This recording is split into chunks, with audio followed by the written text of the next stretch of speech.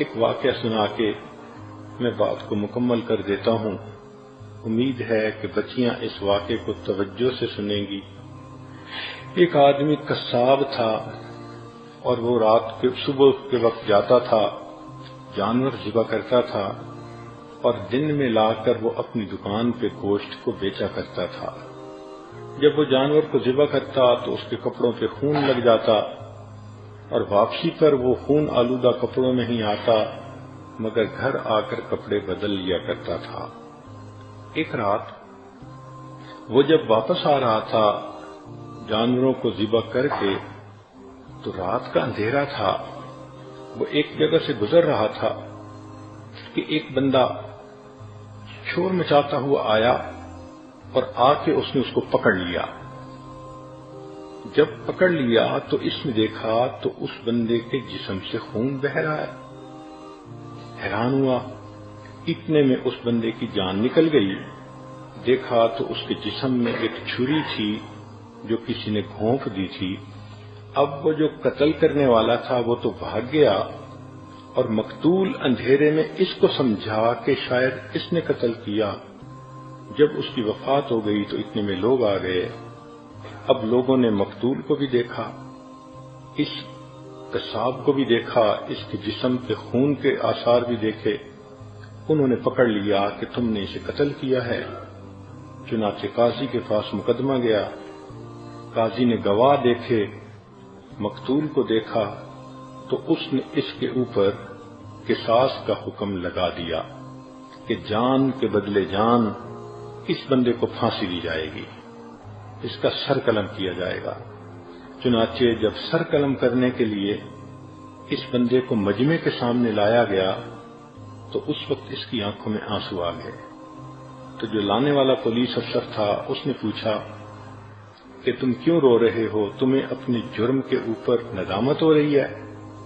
اس نے کہا کہ ندامت تو ہو رہی ہے، لیکن میں اس بندے کا قاتل نہیں ہوں جس کی وجہ سے مجھے سزا دی جا رہی ہے، میں کسی اور کا قاتل ہوں. اس نے کہا تمہاری سٹوری کیا؟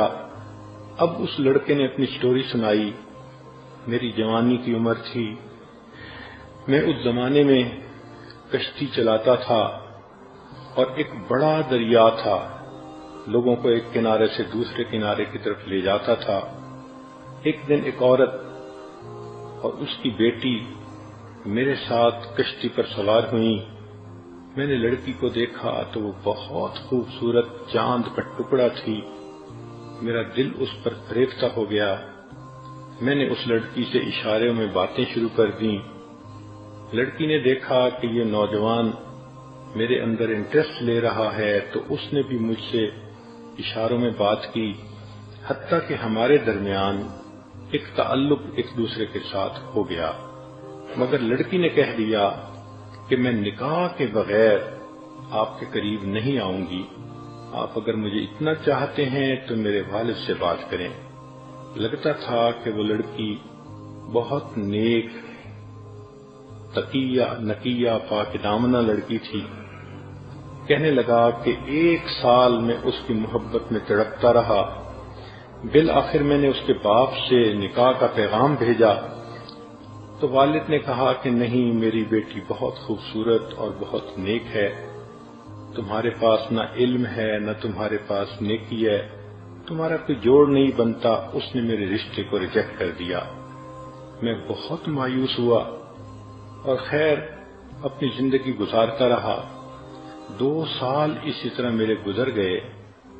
میں ایک دن پھر اپنی کشتی لے کے جا رہا تھا کہ ایک عورت آئی اور اس کے پاس 1 سال کا بیٹا بھی تھا اور وہ کشتی میں بیٹھ گئی. جب میں نے کشتی چلانی شروع کی اور میں نے غور سے دیکھا تو میں نے دیکھا کہ یہ وہی لڑکی تھی جس کو میں نے اپنی محبوبہ بنایا تھا اور 1 سال جس کی محبت میں میں پاگل ہوا تھا. میں نے اس سے بات چیت شروع کر دی. وہ کہنے لگی کہ دیکھو میرا نکاح ہو چکا، میرا خامن ہے اور یہ میرا بیٹا ہے، میں اب آپ سے بات بھی نہیں کر سکتی. میں نے کہا کہ تم پہلے مجھ سے بات کرتی تھی، اس نے کہا اس وقت میں کنواری تھی، رشتے کے لیے آپ نے میری طرف توجہ کی تو میں نے آپ کو گائیڈ کیا کہ میرے والد سے رابطہ کریں، چنانچہ اب تو یہ معاملہ اوور ہو چکا۔ میں نے اس کو کہا نہیں، میں نے تمہیں بہت مس کیا، میں بہت تڑپا تمہارے لیے، راتوں کو روتا تھا۔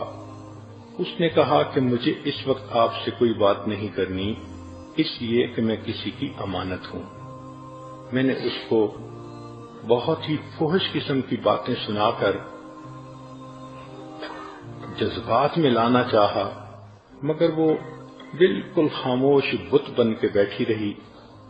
میرے دل میں گناہ کا خیال آیا۔ میں نے اس سے کہا کہ اچھا یہ بچہ تو چھوٹا ہی ہے نا، تم اسی کشتی کے اندر اس وقت میرے قریب آؤ اور مجھے اپنی خواہش پوری کرنے دو۔ اس نے کہا دیکھو اللہ سے ڈرو، میں کسی کی امانت ہوں، تم اس مہر کو مت توڑو۔ مگر میرے اوپر تو شہوت سوار تھی، میں درندہ بنا ہوا تھا۔ میں نے پہلے اس کو پیار محبت سے بہلانا پھسلانا چاہا، جب اس نے صاف انکار کر دیا تو اس وقت میں نے اس سے اس کا بیٹا چھین لیا۔ میں نے اسے دھمکایا کہ دیکھو میں تمہارے بچے کو پانی کے اندر ڈال دوں گا۔ وہ رونے لگی، آخر ماں تھی کہ میرے بیٹے کو ایسا نہ کرو۔ میں نے اس بچے کا سر پانی کے اندر الٹا کر کے ڈالا تو بچہ تڑپنے لگا، میں پھر اسے اٹھا لیتا اور میں چاہتا تھا کہ یہ میری بات مان جائے۔ وہ روتی تو رہی لیکن اس نے ہاں نہ کی، حتیٰ کہ بچے کو جب بار بار پانی میں ڈالا تو وہ بچہ فوت ہو گیا۔ میں نے اس بچے کو پانی کے اندر پھینک دیا۔ اب وہ نوجوان لڑکی اکیلی تھی تو میں نے چاہا کہ میں زبردستی اس کے اوپر جو ہے وہ گناہ کروں۔ میں نے اس کی طرف ہاتھ بڑھایا، لڑکی نے اپنے زور کے مطابق اپنے آپ کو پیچھے ہٹایا، چنانچہ میں نے اس کے بالوں کو پکڑا، وہ بے پردہ کر دیا اور میں نے اسے کہا کہ میں تمہیں بھی اسی طرح پانی کے اندر ڈبو دوں گا، تم میری بات مانو۔ اس نے کہا تم جو مرضی کرو، میں اللہ کا حکم نہیں توڑ سکتی۔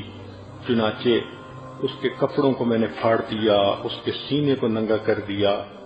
اب جب اس نے میری بات بالکل ہی نہ مانی تو میرے دل میں خیال آیا کہ اس حالت میں اگر اس کو میں چھوڑ دوں گا تو یہ بچے کے قتل کا مقدمہ بھی میرے اوپر کرے گی اور دست درازی کا بھی میرے اوپر مقدمہ ہو جائے گا، تو بہتر ہے کہ اس لڑکی کو بھی مار دیا جائے۔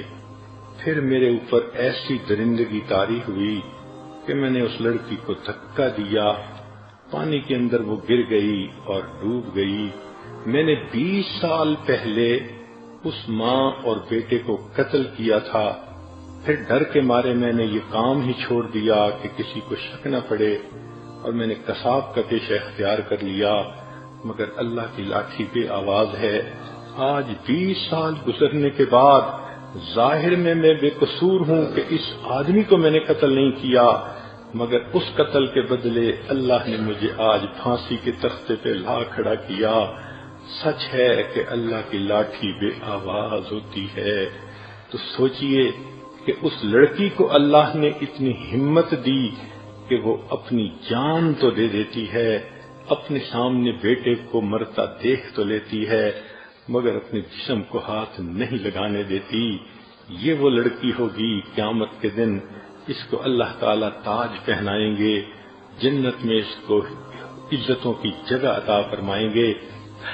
آج کی لڑکیاں ذرا اپنے آپ کو دیکھیں کہ کس طرح وہ غیر مردوں کے سامنے ٹیلی فون پہ باتیں کرتی ہیں، محبت کی پینگیں بڑھاتی ہیں، رب کو ناراض کر لیتی ہیں، عاقبت کو برباد کر لیتی ہیں۔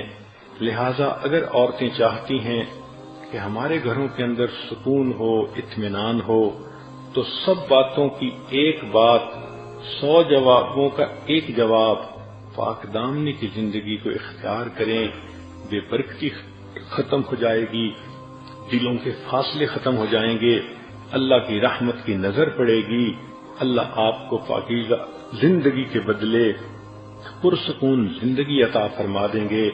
لہذا جتنے بھی بیانات اس اعتکاف کے اندر کیے گئے ان تمام کا لب لباب یہ ہے ہماری ازدواجی زندگی کی پریشانیوں کا حل ہماری پاک دامنی کی زندگی کے اندر موجود ہے۔ آج نیت کر لیجئے، اللہ ہم نے گناہ سے توبہ کی، ہم اپنا نام بت پرستوں میں نہیں لکھوانا چاہتے، ہم قیامت کے دن بت پرست بن کے کھڑے نہیں ہونا چاہتے۔ اللہ جو غلطیاں ہو چکی ان کو معاف کیجئے، رمضان کے روزے کی برکت سے اور رمضان کے اس مبارک دن کی برکت سے اللہ پچھلے گناہوں کو معاف کیجئے۔ آئندہ ہم پردے کا بھی خیال کریں گی، آئندہ سیل فون کو بھی غلط استعمال نہیں کریں گی، آئندہ ہم انٹرنیٹ کے اوپر بھی بدکاری نہیں دیکھیں گی، اور آئندہ ہم اللہ نیکوکار پرہیزگار بن کر زندگی گزاریں گی۔ اس کے بدلے اللہ ہمیں دنیا میں بھی اپنے خامدوں بچیوں کی خوشیاں نصیب فرما، اور قیامت کے دن بھی اللہ ہمیں اپنے خامدوں بچوں کے ساتھ جنت میں اکٹھا جانا نصیب فرما۔ وآخر دعوانا ان الحمد للہ رب العالمین۔